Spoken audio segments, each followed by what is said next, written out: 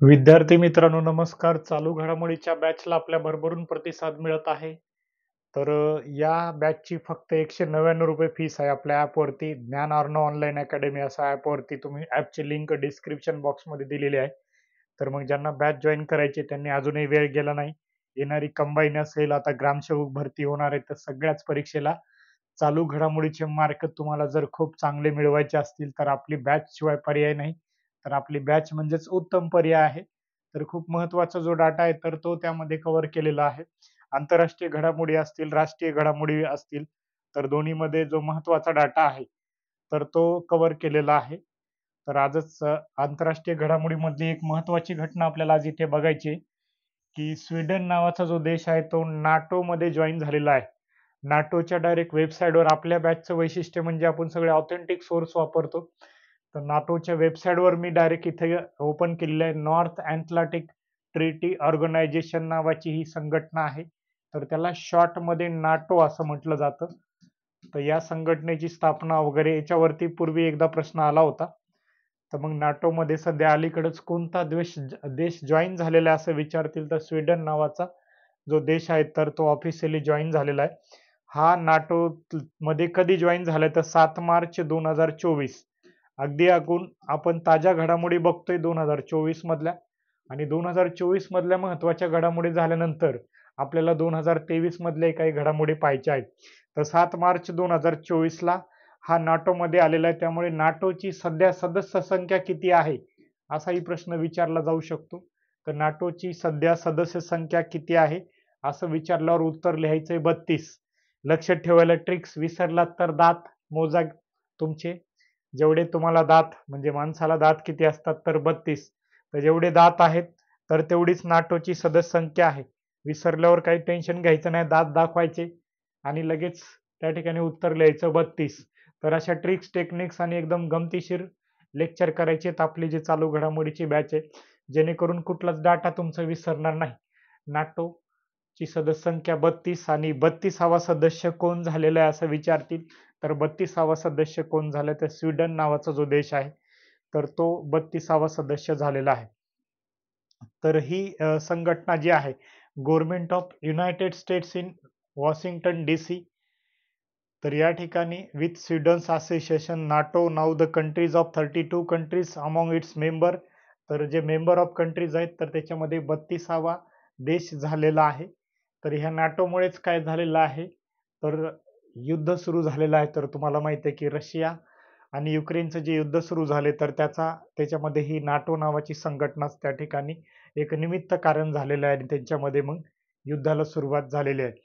तर या नाटोची स्थापना कधी झाली 1949 मध्ये. त्यानंतर आणखी प्रश्न काय विचारू शकतील नाटोमध्ये बघा नाटोचं हेडक्वार्टर कुठे आहे असाही प्रश्न येऊ शकतो तुम्हाला. तर नाटोचं हेडक्वार्टर ब्रुसेल्स नावाचा जो शहर आहे तिथे आहे बेल्जियम या ठिकाणी. तर बेल्जियम नावाचा जो देश आहे तर त्या देशामध्ये ब्रुसेल्स शहरामध्ये या नाटोचं हेडक्वार्टर आहे. हेडक्वार्टरला शॉर्टमध्ये HQ असं लक्षात ठेवायचं मुख्यालय ज्याला हेडक्वार्टर आहे. मग या नाटो संघटनेच्या स्थापनेच्या मागचा उद्देश काय असं विचारतील तर सदस्य देशाचं संरक्षण करणे. याच्यामध्ये नियम 5 आहे या नाटो संघटनेच्या. तर नियम 5 नुसार या 32 पैकी एखाद्या सदस्यावर जर काही हल्ला झाला तर तो सगळ्या 32च्या 32 सदस्यावर उरलेल्या 31 सदस्यावर हल्ला समजावा असं त्या ठिकाणी त्यांच्या कलम 5 मध्ये म्हटलेलं आहे.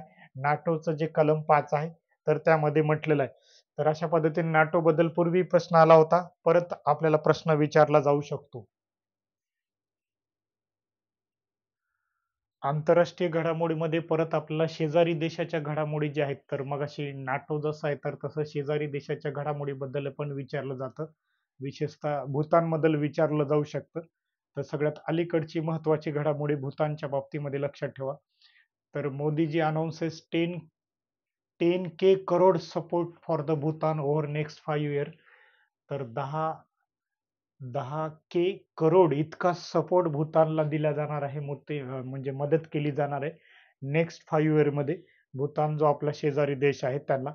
आणि त्यानंतर मोदीजींना कोणता त्यांनी पुरस्कार दिलाय जसं आपल्याकडे भारतरत्न हायेस्ट अवॉर्ड आहे तसा मग भूतानचा कोणता हायेस्ट अवॉर्ड आहे असं आपल्याला विचारतील तर ऑर्डर ऑफ ड्रग गॅल्पो नावाचा अवॉर्ड आहे.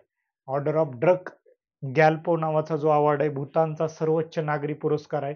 जसा भारताचा सर्वोच्च नागरी पुरस्कार भारतरत्न आहे, तर भारताचा सर्वोच्च नागरी पुरस्कार भारतरत्न आहे, तसा भूतानचा सर्वोच्च नागरी पुरस्कार हा पंतप्रधान नरेंद्र मोदीजी यांना मिळालेला आहे. त्याच्यानंतर या वर्षीचं जे इंटरिम बजेट होतं किंवा त्याला अंतरिम अर्थसंकल्प जो म्हटला जातो, तर त्याच्यावरती त्या अर्थसंकल्पामध्ये बजेटमध्ये पण यांच्याबद्दल भूतानबद्दल उल्लेख केलेला आहे. कारण भारताने सगळ्यात जास्त लोन म्हणजे कर्ज जे आहे किंवा अनुदान जे आहे, तर या अनुदानाचा जर विचार केला तर आपल्या बजेटमध्ये चर्चा केलेली आहे की भूतान हा भारतीय अनुदान आणि कर्जाचा सर्वोच्च प्राप्तकर्ता आहे. तर भारतातलं सगळ्यात जास्त अनुदान कोणत्या देशाला मिळालेलं आहे? 2024-25चा जो इंटरिम बजेट होता, कारण सरकारचा कालावधी आता कमीच होता, त्यामुळं जो बजेट मांडला होता तो शॉर्ट पिरियडचा होता. तर त्या शॉर्ट पिरियडचा जो बजेट असतो तर त्याला काय म्हटलं जातं? तर त्याला अंतरिम अर्थसंकल्प म्हटलं जातं. तर हा अंतरिम अर्थसंकल्प मांडलेला जो होता 24-25चा, याच्यामध्ये भारताच्या ज्या अर्थमंत्री आहेत निर्मला सीतारामन यांनी क्लिअर केले की भारताकडून अनुदान घेणारा सगळ्यात मोठा देश कोणता, म्हणजे अनुदान रिसीव्ह करणारा सगळ्यात मोठा देश कोणता, तर तो म्हणजे भूतानच आहे. तर अनुदान सगळ्यात जास्त रिसीव्ह करणारा, अनुदानासोबतच कर्जाचा सर्वोच्च प्राप्तकर्ता कोणता देश आहे, तर हा भूतानच झालेला आहे. आणि भूतानचा जो ऑर्डर ऑफ ड्रंक गॅल्पो नावाचा अवॉर्ड आहे, तर तो यावर्षी कोणाला मिळाला तर पंतप्रधान नरेंद्र मोदी यांना मिळालेला आहे. तिथे पर्यायामध्ये तुम्हाला द्रौपदी मुर्मू वगैरे असे बरेच पर्याय दिले जातील, परंतु त्यांचा जो हायेस्ट अवॉर्ड आहे तर तो पंतप्रधान मोदीजींना मिळालेला आहे. तर भूतानचा 2 जागी उल्लेख आहे या अवॉर्डच्या बाबतीत पण आणि अंतरिम जो बजेट आहे तर त्यामध्ये सुद्धा. तर हे आपलं लेक्चर ऐकत असताना मग ह्या ज्या टायटल्स आहेत तर ते टायटल लिहून काढा, म्हणजे रिव्हिजन करायला तुम्हाला डाटा तयार होईल. तर नुसतं ऐकून सोडायचं नाही, तर रिव्हिजन करणं गरजेचं आहे. ऑर्डर ऑफ ड्रंक गॅल्पो नावाचा अवॉर्ड अलीकडेच कोणाला मिळाला तर पंतप्रधान नरेंद्र मोदीजींना मिळालेला आहे. आता भूतानला नेमके किती पैसे दिलेत असं जर याच्यामध्ये स्टेटमेंटमध्ये वगैरे आलं तर 2398.97 कोटी इतके दिलेत. आणि भूतान नंतर आपण कर्ज कोणाला दिलेलं आहे असं जर क्रमला वगैरे विचारलं तर 2 नंबरचा मालदीव देश आहे, मालदीवला पण कर्ज दिलंय. नंतर नेपाळ आहे, 4 नंबर म्यानमार आहे आणि 5 नंबर मॉरिशस आहे. भूतान हा 1 नंबरचा कर्ज रिसीव्ह करणारा देश आहे आणि त्यांचा ऑर्डर ऑफ द ड्रंक गॅल्पो पुरस्कार हा नरेंद्र मोदीजींना मिळालेला आहे, भारताचे माननीय पंतप्रधान. पुढची आंतरराष्ट्रीय महत्वाची घडामोडी आहे तर हेनले पासपोर्ट इंडेक्स. मग याच्यामध्ये भारताचा क्रमांक किती आहे वगैरे हे काढला जातो. तर हेनले पासपोर्ट इंडेक्स म्हणजे काय, नेमकं त्याची कन्सेप्ट सांगतो. तर याच्यामध्ये कन्सेप्ट अशी आहे मित्रांनो की ज्या देशाच्या फक्त पासपोर्टवरतीच, ज्या देशाचा पासपोर्ट बघूनच विजाची गरज लागत नाही आणि डायरेक्ट दुसऱ्या देशामध्ये एंट्री मिळते, तर पासपोर्ट कोणाचा स्ट्रॉंग आहे.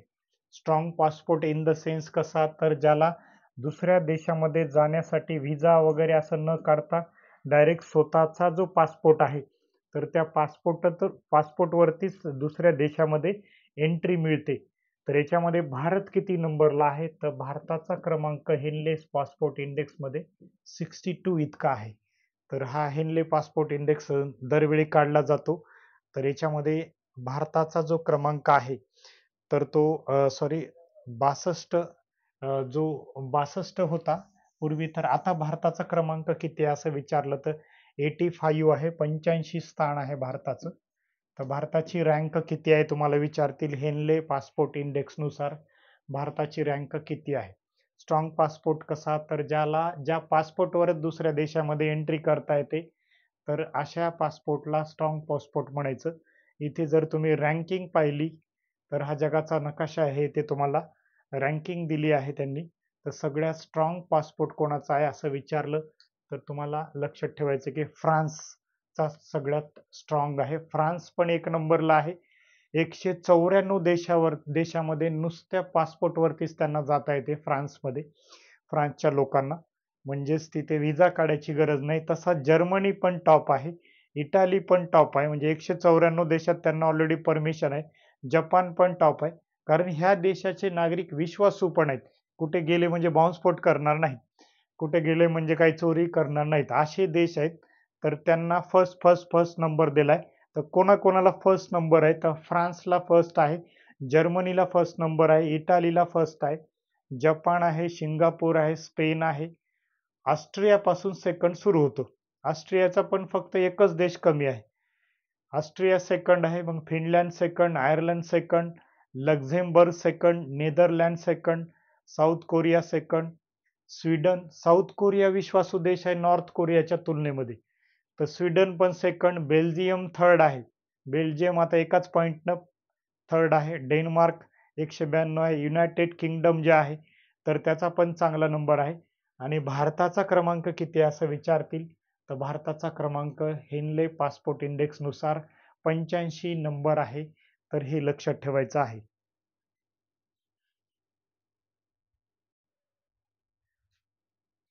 तर बघा, हा हेनले पासपोर्ट इंडेक्स मध्ये अजून एक गंमत काय की दर महिन्याला बदलत असतो. तर दर महिन्याला बदलत असतो. मी जर तुम्हाला 85 नंबर सांगला, हा फेब्रुवारी महिन्यातला आहे.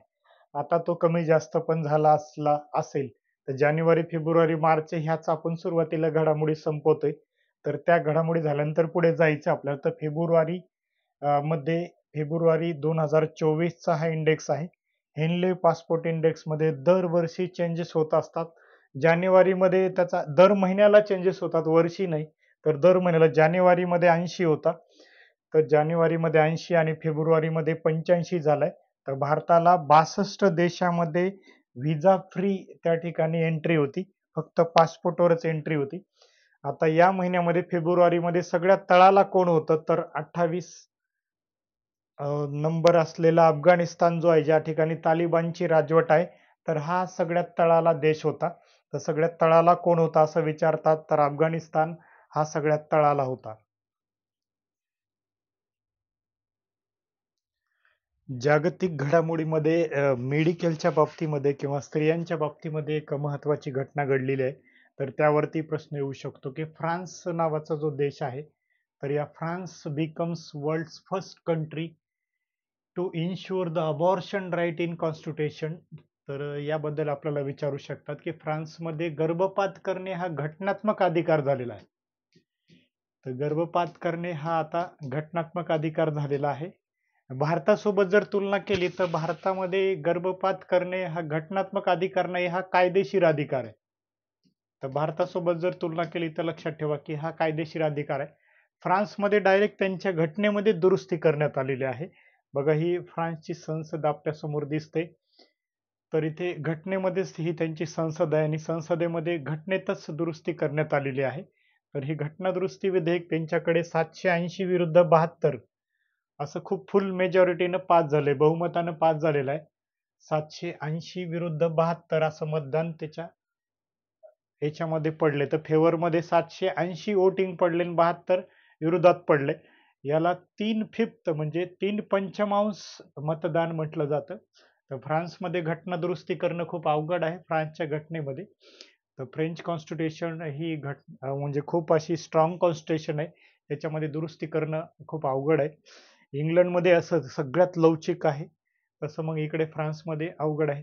तर मग इथे भरपूर मतदान पडलं आणि त्यांनी गर्भपाताचा जो अधिकार आहे महिलांचा, तर या अधिकाराला काय केलेलं आहे, घटनात्मक अधिकार दिलेला आहे. तर याचा घटनेमध्ये कॉन्स्टिट्यूशन मध्ये त्याचा समावेश केलाय. तर फ्रान्स असा जगातला पहिला देश झालेला आहे की ज्याने घटनेमध्ये समाविष्ट केलेला आहे की आता गर्भपात करणे हा कायदेशीर नाही तर घटनात्मक अधिकार आहे. भारताचा जर मग आता 14 आठवड्यापर्यंतचा जो गर्भ आहे तर तिकडे गर्भपात करता येतो. भारतामध्ये काय परिस्थिती आहे, तर भारतामध्ये 20 ते 24 आठवड्यापर्यंतचा गर्भपात करता येतो. परंतु अपवाद काय, तर मग कोणाला नॉर्मल महिलेला नाही, तर या ठिकाणी ज्यांच्यावरती रेप झालाय, बलात्कार वगैरे असा बलात्कारामधून गर्भधारणा झालेली आहे, अशा केसमध्ये 20 ते 24 आठवड्यापर्यंत गर्भपात करता येतो. 24 आठवड्याच्या वर करायचा असेल तर मग एक वैद्यकीय मंडळ, त्याचं मेडिकल एक बॉडी त्या ठिकाणी स्थापन केली जाते आणि मग त्यांची परमिशन मिळाली तरच त्या ठिकाणी गर्भपात करता येतो. तर भारतामध्ये 20 ते 24 आठवडेच असाच आहे. भारतामधला जो कायदा आहे, तर कायदा जर बघितला तर तो 1971 चा होता. गर्भधारणेची वैद्यकीय समाप्ती नावाचा कायदा आणि 2021 मध्ये त्याच्यात दुरुस्ती केली आणि 20 ते 24 आठवडे असं केलेलं आहे. पण भारत आणि फ्रान्सची तुलना केली तर भारतामध्ये हा घटनात्मक अधिकार नाही तर कायदेशीर अधिकार आहे. फ्रान्समध्ये घटनात्मक अधिकार झालेला आहे. अलीकडेच अमेरिकेच्या सर्वोच्च न्यायालयाने गर्भपाताचा अधिकार जो होता तर तो काढून घेतलेला आहे. गर्भपाताचा अधिकार कॅन्सल करून टाकलाय अमेरिकेच्या सुप्रीम कोर्टाने. म्हणून अमेरिका या फ्रान्सच्या तुलनेमध्ये खूप मागे पडलेली आहे. फ्रान्स त्या बाबतीत आधुनिक आहे तर त्यांनी आपल्या घटनेमध्येच दुरुस्ती केलेली आहे. घटनेमध्ये कलम 34 आहे त्यांच्या घटनेचं, तर याच्यामध्ये दुरुस्ती झाली. तर हा मोठा रिफॉर्म आहे. स्त्रियांच्या बाबतीमध्ये फार मोठी या ठिकाणी फार मोठी सुधारणा आहे जी फ्रान्सनं केलेली आहे. तर जी अजूनही भारतामध्ये नाही, तर भारतात सुद्धा असे घटनात्मक तरतूद करायला पाहिजे की महिलांना जी गर्भपाताचा जो अधिकार आहे तर तो मिळाला पाहिजे. इकडे 20 ते 24 आठवडे जो आहे तो अपवादात्मक आहे. कॉमन सगळ्याच महिलांना नाही. यांना कॉमन आहे तर यांनी इथे 14 आठवड्यापर्यंतचा जो आहे तर तो कॉमन केलाय. पण कोणत्याही कॉमन महिलेला त्या ठिकाणी गर्भपात करण्याचा घटनात्मक अधिकार फ्रान्सने दिलेला आहे. तर ही फ्रान्सची संसद आहे. तर त्या ठिकाणी हा लँडमार्क डिसिजन एकदम महत्वाचा डिसिजन झालेला आहे आणि मग अमेरिकेच्या कितीतरी पुढे फ्रान्स हा देश निघून गेलेला आहे. दुसरी एक महत्वाची घडामोडी म्हणजे खूप महत्वाची भारताच्या व्यापाराच्या बाबतीमध्ये झाली आहे की इंडिया आणि EFTA नावाची एक संघटना आहे. EFTA यांच्यामध्ये ट्रेड इकॉनॉमिक पार्टनरशिप ॲग्रीमेंट झालेलं आहे तर भारताचं, तर त्याची तारीख काय तर 10 मार्च तारीख होती. तर 10 मार्च 2024 मध्ये भारताने अगदी 15 वर्षाच्या वाटाघाटीनंतर या ॲग्रीमेंटवर सही केलेली आहे. EFTA नावाचं जे ॲग्रीमेंट आहे तर त्यावरती सही केलेली आहे. ट्रेड आणि इकॉनॉमिक्स पार्टनरशिप ॲग्रीमेंट ज्याला म्हटलं जातं. तर इंडिया इकॉनॉमिक्स म्हणजे फ्री ट्रेडसाठी असतं हे, मुक्त व्यापारासाठी. तर भारताने याच्यामध्ये 10 मार्च 2024 ला सही केलेली आहे. म्हणजे पुढील 15 वर्षामध्ये भारताचा स्वतःची जी निर्यात आहे तर ती 100 अब्ज डॉलर इथपर्यंत न्यायची आणि ते करायचं असेल तर यांच्यासोबत आपल्याला करार करणं खूप गरजेचं होतं. तर अगदी 15 वर्षाच्या वाटाघाटीनंतर भारताने या बाबतीत करार केलेला आहे. आता या बाबतीत डिटेल मग आपण नोट्समध्ये PDF स्वरूपामध्ये तुम्हाला नोट्स पण प्रोव्हाइड केली जाणार आहे. तर जे बॅचला ऍडमिशन घेणार आहेत तर त्यांना नोट्सच्या स्वरूपामध्ये PDF स्वरूपात काही डाटा प्रोव्हाइड केला जाणार आहे.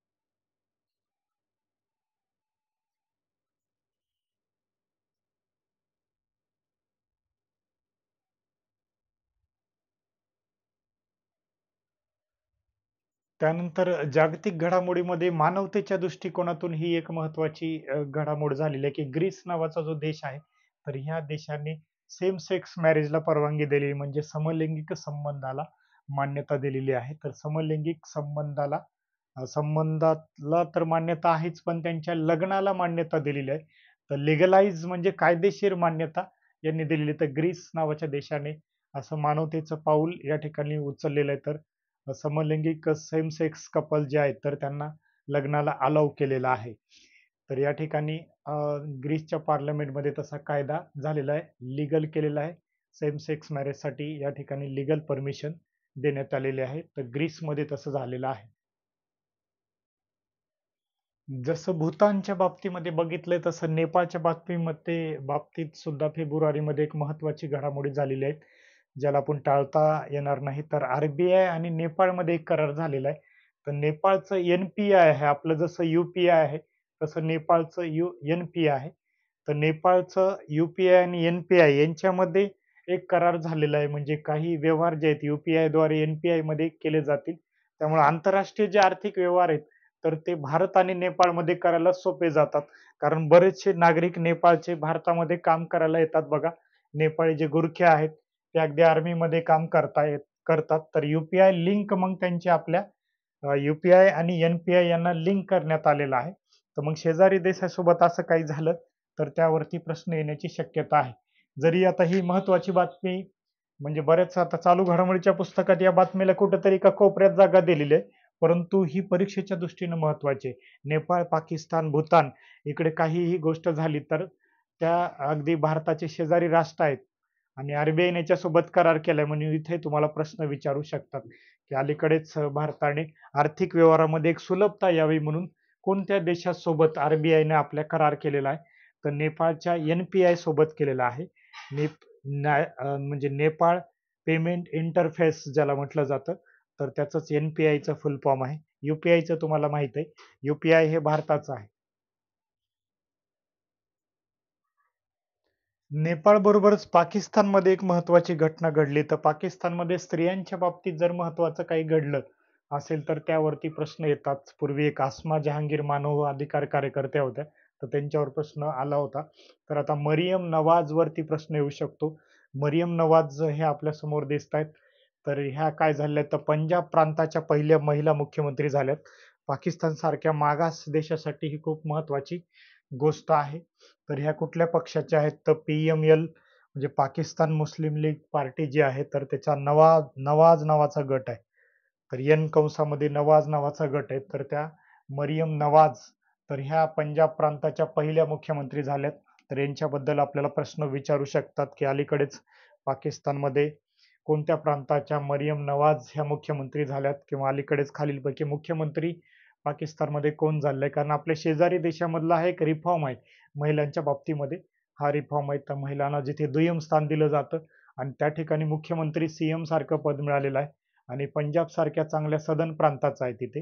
तर इथे त्यांना मुख्यमंत्री बनवण्यात आलेलं आहे, की भारत पाकिस्तान जेव्हा फाळणी झालेली आहे, तर पंजाबचा बराचसा मोठा पार्ट तिकडे पाकिस्तानात गेलेला आहे. त्यामुळेच आपल्याकडे अन्नधान्याचा तुटवडा वगैरे तयार झालेला होता. तर त्या प्रांताच्या ह्या मरियम नवाज काय झालेल्या आहेत, मुख्यमंत्री झालेल्या आहेत.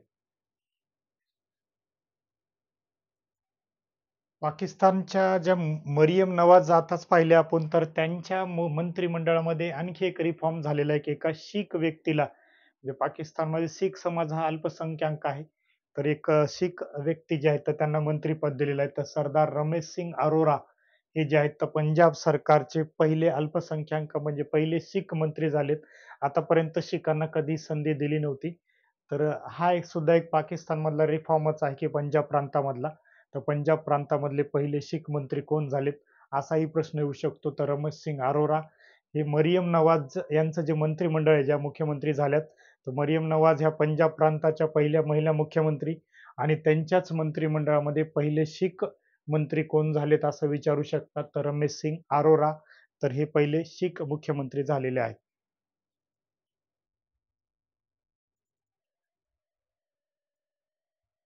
आर्थिक घडामोडीमध्ये अगदी अजून एक महत्त्वाची गोष्ट जी झाली तर इंडिया सारखं स्पेलिंग थोडंसं असणारा इंडोनेशिया नावाचा जो देश आहे. इंडोनेशियाची जी बँक आहे तिला BI म्हणायचं, बँक ऑफ इंडोनेशिया, आणि आपली RBI reserve bank of India यांच्यामध्ये एक ट्रेड झालेला आहे, एक अग्रीमेंट झालेला आहे, एक करार झालाय. तर आपले जे लोकल पैसे आहेत रुपया, आणि त्यांची जे रुपिया असं आहे, IDR ज्याला म्हटलं जातं, तर इंडोनेशियाचं चलन जे आहे तर त्याचं नाव आहे IDR, आणि भारताचा रुपया. तर हे लोकल चलन त्यांच्याकडे आपलं चालणार, आपलं त्यांच्याकडे चालणार, असा एक करार झालाय. त्याच्यामुळे आर्थिक व्यवहार करायला एकदम सुलभता येणार आहे. तर तिकडे जर गेला आपण, तर इंडोनेशियामध्ये जर गेलात तर तुम्ही भारतीय रुपयाच त्या ठिकाणी खर्च करू शकता. तर अशा प्रकारचं एक खूप चांगला अग्रीमेंट जे आहे, करार जो झालाय, तो अलीकडेच कोणत्या देशासोबत झालाय असं विचारतील, तर भारत आणि इंडोनेशिया दरम्यान कोणता करार झालाय असं विचारलं तर स्थानिक चलन व्यापार जो करार आहे तर तो झालेला आहे. या करारामुळे व्यापारामध्ये सुलभता येते.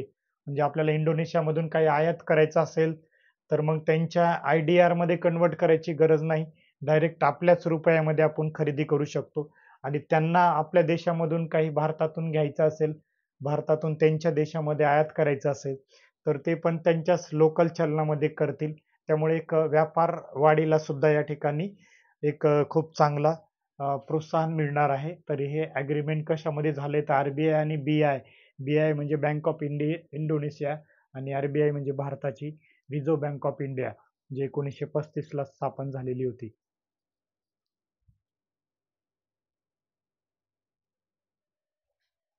जागतिक घडामोडीमध्ये त्रिनिदाद आणि टोबॅको नावाचे जे देश आहेत, तर यामध्ये एक ऑइल गळती झालेली आहे समुद्रामध्ये. तर पूर्व कॅरिबियन मधील ऑफशोअर ऑइल गळतीनंतर या देशामध्ये इमर्जन्सी डिक्लेअर करण्यात आलेली आहे.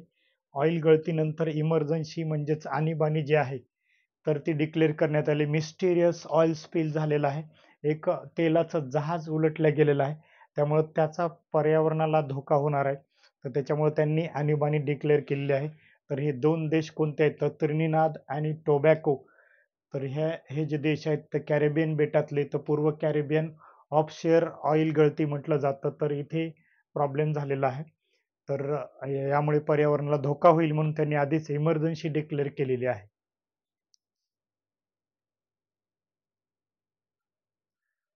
आता आपण आलेलो आहोत WHOच्या वेबसाईटवर. वर्ल्ड हेल्थ ऑर्गनायझेशन, जी करोना काळामध्ये सगळ्यांनाही WHO माहित होती. तर WHOने काय केले, हेल्थ इमर्जन्सी डिक्लेअर केले. कोणत्या देशामध्ये, पेरू नावाचा जो देश आहे, दक्षिण अमेरिका खंडामध्ये पेरू नावाचा देश आहे. तर ह्या देशामध्ये डेंग्यूचा जो आहे प्रादुर्भाव सगळीकडे वाढलेला आहे. त्याच्यामुळे आरोग्य आणीबाणी डिक्लेअर केलेली आहे. तर हे आरोग्य आणीबाणी डिक्लेअर करण्याचं काम कोण करत असतं, WHO. तर ही संघटना कधी स्थापन झालेली आहे, युनायटेड नेशनच्या अंडरच असते. 1948 ला ही संघटना स्थापन झालेली आहे. तर पेरूमध्ये काय झालं की 31,000हून अधिक डेंग्यूचे रुग्ण आढळलेले आहेत. त्याच्यामध्ये 32 लोकांचा मृत्यू झालेला आहे. म्हणून आरोग्य आणीबाणी ही वर्ल्ड हेल्थ ऑर्गनायझेशन कडून डिक्लेअर केलेली आहे. नुसते आरोग्य आणीबाणी डिक्लेअरच करत नाहीत, तर WHO कडून मोठ्या प्रमाणात या ठिकाणी मदत पण झालेली आहे. तर या पद्धतीने तुम्हाला एकदम म्हणजे सोप्या भाषेमध्ये आणि डिजिटल बोर्डावरती लेक्चर करायचे असतील, शॉर्ट नोट्स हव्यात असतील PDF स्वरूपामध्ये, तर आपली बॅच जॉईन करा. डिस्क्रिप्शन बॉक्समध्ये लिंक आहे, त्या लिंकवर जा. अगदी 199 रुपयामध्ये आपल्या चालू घडामोडीची बॅच जॉईन करा. आणि कोणाला काही समस्या असेल तर खाली नंबर दिलाय, त्या नंबरवरती तुम्ही कॉल करू शकता. जर व्हॉट्सअप मेसेज केला तर चांगलं होईल. शक्य होईल तर व्हॉट्सअप मेसेज करा. व्हॉट्सअपवर तुम्हाला डिटेल दिलं जाईल. माझा चालू घडामोडीचा व्हिडिओ तुम्हाला आवडला असेल, अलीकडे येणाऱ्या प्रत्येक परीक्षेमध्ये या ज्या चालू घडामोडी आहेत त्या अगदी महत्त्वाच्या वेचून घेतलेल्या आहेत, तर त्यामधून प्रश्न येणारच आहेत. धन्यवाद मित्रांनो.